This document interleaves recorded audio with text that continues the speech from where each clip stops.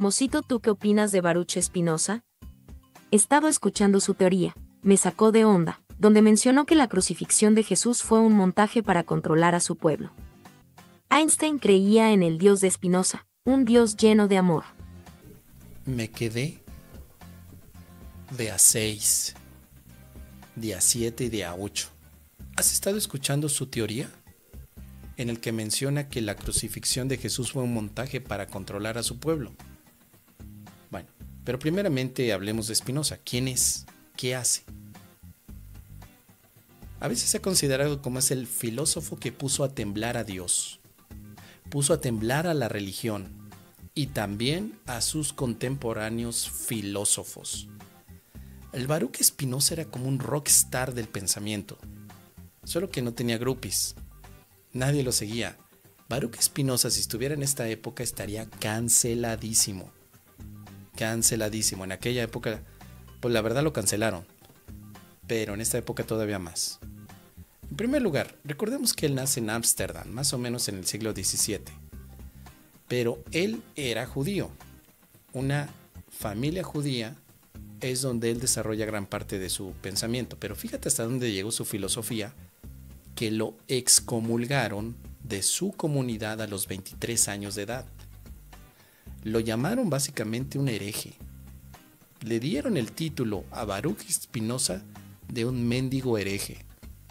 ¿Qué son los herejes? Aquellos que están contra el dogma católico o religioso. Bueno, mejor dicho religioso más que católico, porque era judío, no era católico. Estaba en contra del dogma del judaísmo, en contra. Entonces los mismos judíos lo excomulgaron. Pero él vivió siempre como un filósofo independiente. Era, según dicen los chismes, muy modesto. Pulía lentes, gafas para ganarse la vida, porque de filósofo pocos se ganan la vida. Así que limpiaba gafas, y así ganaba dinero. Las pulía, hacía que se vieran mejor, porque en aquella época pues, se ensuciaban y no había cristales como los que tenemos ahora. Tiene una obra filosófica muy importante que se llama Ética demostrada según el orden geométrico. Fíjate, ética según el orden geométrico, o sea, mezclando también mole con el pozole. La geometría con la ética son valores, mientras que la geometría son dimensiones. Bueno, de entrada, ese es uno de los puntos que más llamaron la atención. Pero lo que dice en ese libro, Ética demostrada según el orden geométrico, es algo que fue un bombazo para los intelectuales de esa época. ¿Qué fue lo que dijo Baruch Spinoza que hizo enojar a muchos? Dijo que Dios no es un señor con barba, sino que Dios es la naturaleza misma. Tú dirás, pues eso qué tan feo suena. Para esa época sí, porque la naturaleza en aquella época era vista como una creación de Dios. No era que Dios estuviera en la naturaleza, sino que Dios la había creado, era un producto de Dios. Dios crea la naturaleza y la pone para el ser humano. Pero Baruch dice, no, yo he filosofado y no es que Dios haya creado a la naturaleza fuera de el jardín del Edén, sino que Dios es la naturaleza, Dios es la roca, Dios es el árbol, Dios el caballo, Dios es cada animal que veo. Así que lo que dice Spinoza es que Dios no es un tipo que está fuera del universo, sino que Dios está en el universo, es el universo. Existe el universo, es Dios, es la naturaleza. Él utilizaba una frase en latín que dice Deus sive natura, o sea, Dios como la naturaleza. Deus sive natura. Así que si tú respiras, como ser humano, estarías respirando a Dios, pero si cagas, estarías cagando a Dios. Por eso esto molestó a la gente, porque el razonamiento de que todo en la naturaleza, todo en el mundo es Dios, te podía llevar a estas conclusiones. Y de verdad, alguien le pudo haber preguntado, Entonces todas tus cagadas son Dios. Sí, por lo tanto Dios es una cagada. Pues sí, pues esa fue la bomba. O sea, no solamente el haber dicho que Dios es la naturaleza, sino lo que llevaba ese pensamiento a deducir. Todo lo que consideres naturaleza o natural es Dios. El veneno de abeja, no la pomada, sino el que sale de la abeja, sería para Spinoza también Dios. Todo. Así que Spinoza fue más allá y plantea en este libro que no hay libre albedrío, algo que se había contrapuesto desde una visión de un Dios que le permitió a sus criaturas tomar sus propias decisiones. Pero según él no, porque toda la naturaleza es como un reloj, que es Dios, que está organizado y que todos los actos y eventos ya están predeterminados, porque Dios es cada evento que surge. Así un asesinato y una violación sería Dios mismo. Por eso es que fue el filósofo incómodo, porque no se queda solamente en los animales, en la tierra, en las rocas o en los cuarzos, sino también en los eventos del mundo. Cualquier evento del mundo es Dios en uno de sus modos. Spinoza hablaba de una sustancia que se presenta a través de modos.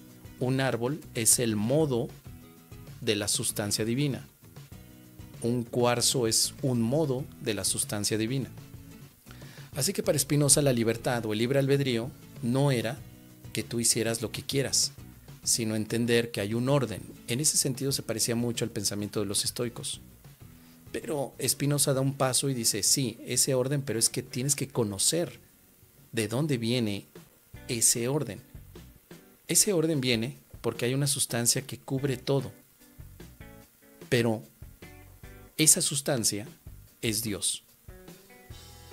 Cuando entonces empiezan a cuestionarle a Spinoza un poco más esto, al principio Spinoza no hablaba de milagros ni tampoco de santos, pero su idea de Dios como un todo que lo impregna fue después tomada por místicos, por científicos y hasta por Star Wars. Mira, cuando llega George Lucas a hacer los personajes de Star Wars, a los Jedi, ocupan el sentido de la fuerza, ¿no? Ahí tienes a Luke Skywalker, tienes también a Yoda, pero por otro lado tienes a los malos, a Darth Vader, Sith, que utilizan la fuerza. Bueno, ese concepto de la fuerza se parece mucho a lo que decía Spinoza. Una persona podría tener esa fuerza divina si aprende a utilizarla. Por eso es que Einstein decía, yo no creo en el Dios católico o cristiano, un Dios que está separado del universo. Einstein decía, yo creo más bien que Dios es el universo y que nos permite conocerle a través de reglas físicas y matemáticas.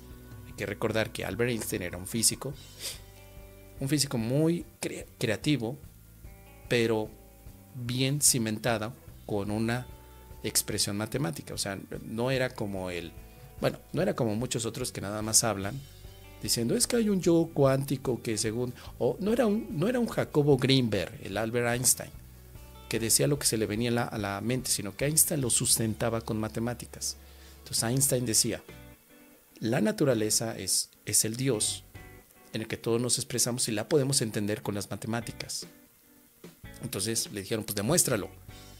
Les voy a demostrar cómo Dios, en su expresión de luz, se dobla de acuerdo a la gravedad de una masa prominente.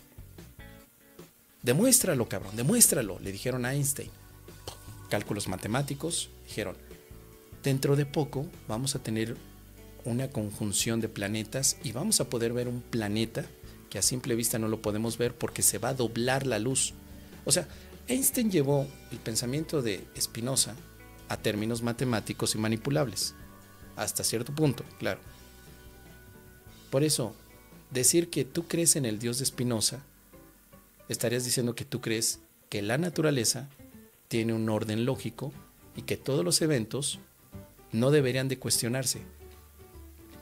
¿Qué pasa entonces con el aspecto de Jesús haciendo milagros? Porque en algún momento le preguntaron, a ver, si un milagro de Jesús rompe las leyes de la naturaleza, es una contradicción, ¿no?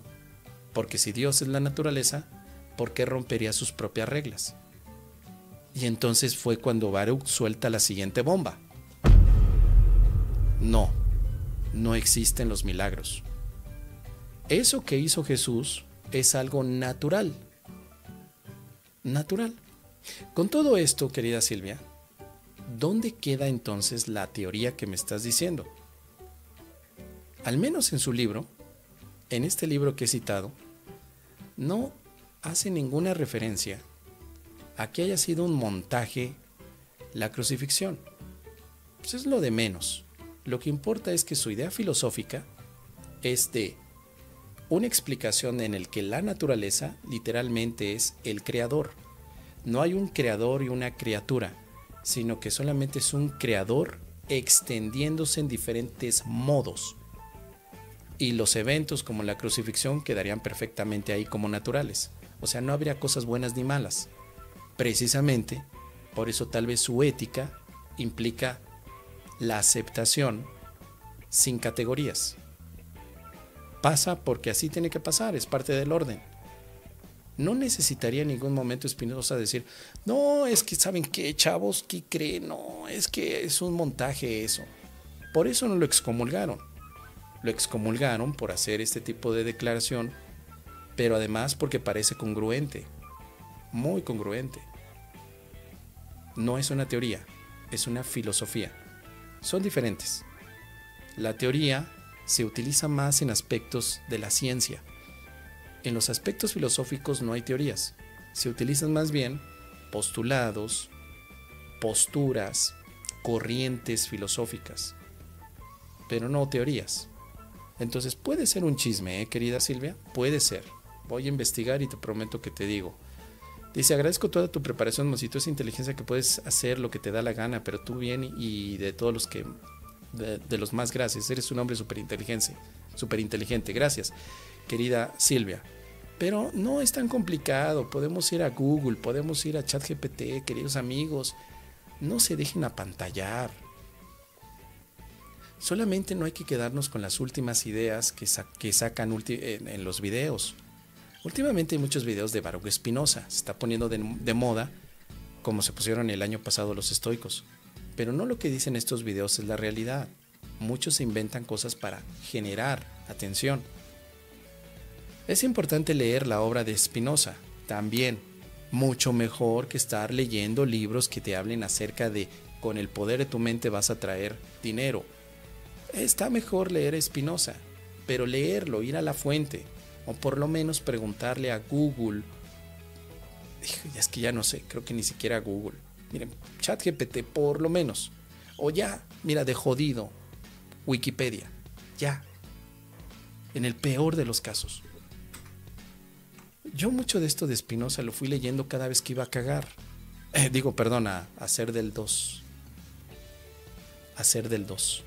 En lugar de sentarme en la taza y estar de chismoso viendo Facebook, mira, andan ahorita en Cancún, cómo les sobra el dinero a estos mendigos, este gatito se parece al mío. En lugar de andar haciendo eso, te instalas la aplicación de Wikipedia y pones Baruch Spinoza.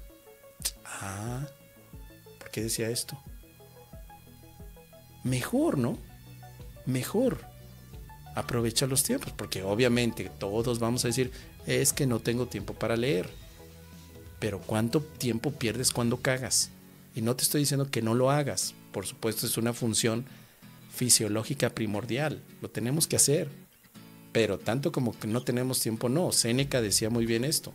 No es que te falte tiempo, es que desperdicias mucho en TikTok. Eso se lo pongo yo. Entonces, en lugar de andar tiktokeando, no tiktokees tampoco a Spinoza.